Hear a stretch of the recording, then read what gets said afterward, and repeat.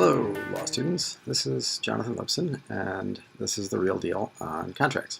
Today we're going to talk about two things. Number one, mitigation of damages. And second, I want to spend a few minutes talking about reading cases, since that's going to be something that you spend a lot of time doing this semester and for probably the rest of your professional lives. Let's start with mitigation.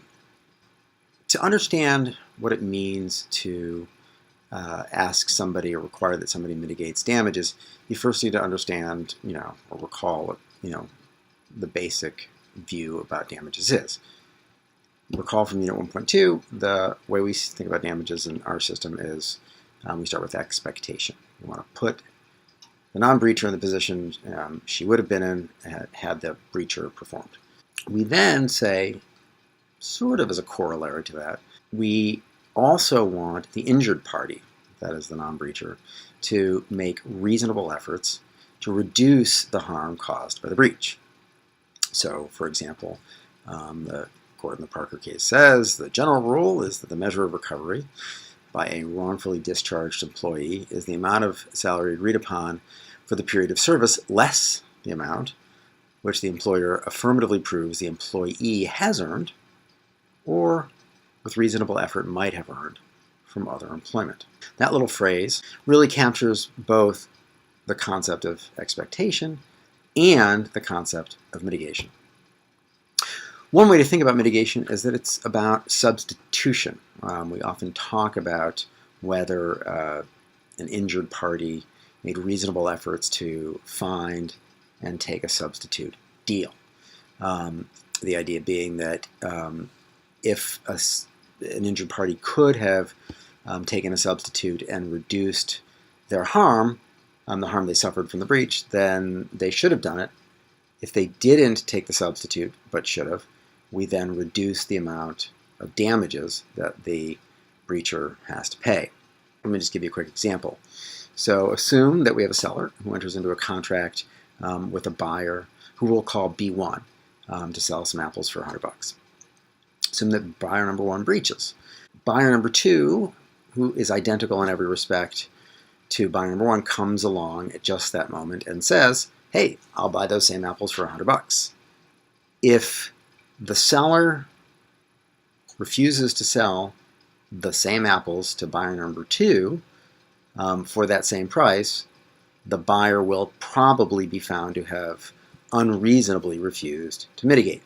Buyer number two's offer to buy the same apples for the same price was a substitute offer, and we would say that in general the seller has a duty to sell to that substitute. Now, as you'll see, Parker, which we'll discuss in this unit, might be an exception or a sort of limitation on that, but in any case that's the general intuition. Now, you should understand that we're focused at this point on sellers as the injured parties when the buyer breaches, but it can also happen just the same if the seller breaches and the buyer is injured. So, for example, if a seller has breached, you will learn later, the buyer has a duty to mitigate by going out and trying to find what? A substitute. In that case, we call the substitute that the buyer would seek cover. They seek to cover the harm caused by the seller's breach by going out into the market and finding somebody else from whom they can buy whatever it is they're trying to buy. Mitigation at its basic level is not that hard to understand. We're trying to reduce the harm caused by the breach. But it does raise some tricky questions. What if, for example, the facts are not quite as simple as the buyer one, buyer two apple example I just gave you? Meaning that, buyer number two, the substitute buyer, doesn't happen to just walk along at the moment of breach and say, I'll buy that stuff for the same price. Because in the real world, that's not what's going to happen. The seller, as the injured party, is going to have to take some steps, make some effort to go and find a substitute transaction.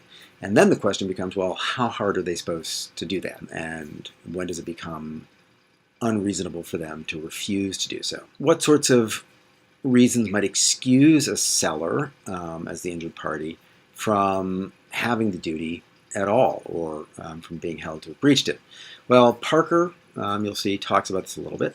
Basically, the court there held that the plaintiff's failure to accept the defendant's tendered substitute, the movie companies, Fox's tendered substitute employment could not be applied to mitigation of damages because the substitute offer, one movie for another, was employment that it considered both different and inferior, and therefore Parker, as the plaintiff, the injured party, didn't actually have a duty to take the substitute. Fine, well, what does it mean to say that a substitute is different or inferior, and how bad does it have to be? How different or inferior must it be for the rejection to be reasonable? Those are the sorts of things we'll think about when we talk about mitigation, but I wanted to get you started on that. The second thing talk about is what is a case, right? So you're going to read Parker. Parker's a case. For Europe, it's the first case we read in contracts. For your purposes, a case is an opinion that's been written by one or more judges that essentially does two basic things. Number one, it applies a rule of law. Number two, to solve a problem that the parties had, which is usually going to take the form of a dispute. Now, you've probably heard about briefing cases. When I was in law school, we briefed cases. We've been doing this for hundreds of years. We used a method back then called IRAC, I-R-A-C, which I believe stood for I really am confused. In fact, I think it stood for something like issue, reasoning, analysis, conclusion, or I don't know what it stood for. Today, you use some other different abbreviation to describe the salient points of the case you're supposed to pull out and put in your brief. Do whatever they tell you. I'm not telling you to do it differently, but I do want to tell you some of the things that I will probably ask you about when we discuss cases in class, and of course, that's an awful lot of what we're going to do in class. Number one, what was the deal? Contracts problems, unlike, for example, torts problems, usually involve some sort of agreement, real or perceived, and usually the problem that is being solved by the court involves that deal. Number two, what is the court's solution? How does the court decide to resolve the dispute, and in particular, who won and what did they win?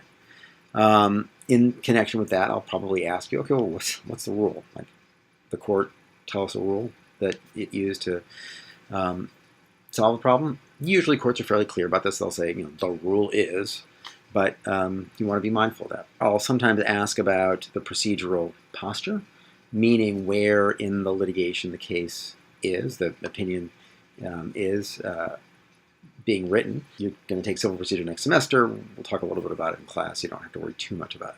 And I'll sometimes ask about the court's reasoning.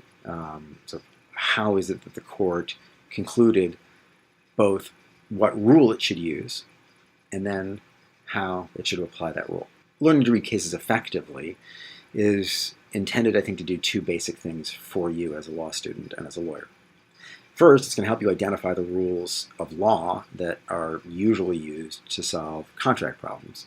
Right? There are basically two sources of law. We've got the UCC, which we've talked about in prior units, statute, and the common law, which is what judges are making and expressing in their opinions. Number one, therefore, it's going to tell you what the rules are.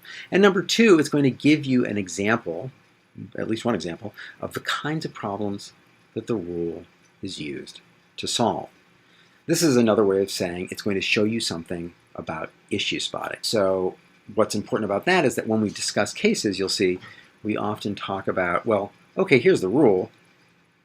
What if we change the facts from the case in this way or that way or the other way, and do we still think the rule applies?